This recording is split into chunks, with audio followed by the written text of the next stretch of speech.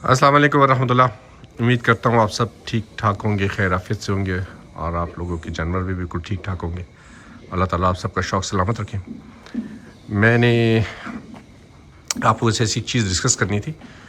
ज़्यादातर लोग ये कहते हैं कि जी हमारी बकरियाँ बकरे रात को बिल्कुल बहुत अच्छे तरीके से बंद किए थे और सुबह उठे तो पता चला जी बकरी टांगों से बैठ गई है, उठ नहीं रही है, या बकरा टांगों से बैठ गया, उठ नहीं रहा।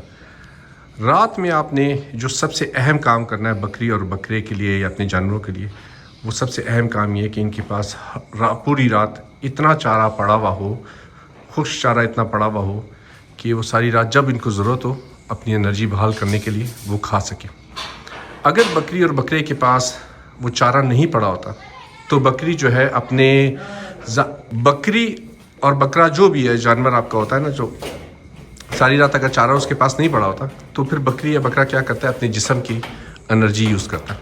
और जब वो अपने जिस्म की एनर्जी यूज़ करता है सर्दी से अपने आप को बचाने के लिए, तो एक वक्त आता है कि वो कमज़ोर हो जाता है। जब कमज़ोर हो जाता है और सर्दी की वजह से फिर पता चलता है कि जी आपका जानवर बैठ गया। ये बात बहुत कम लोग डिस्कस करते हैं। उसकी वजह ये है कि लोगों को इस चीज़ से बहुत कम इस चीज़ से अवेयर होते हैं कि जी आपका जानवर जो है रात को बिल्कुल ठीक ठाक आपने बंद किया और सुबह जो है समझ नहीं आती लोगों को टांगों से बैठा होता है।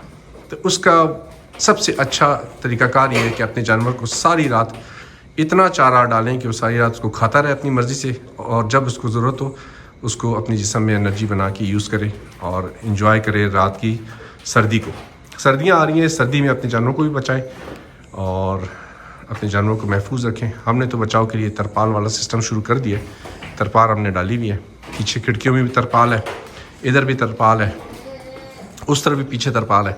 बस सारी रात अपने जानवरों को जो है आप सुकून से अच्छा चारा खिलाएं, इतना रखें कि सारी रात आराम से खा सकें और आपका जानवर सुकून से सुबह अच्छे तरीके से आपको मिले।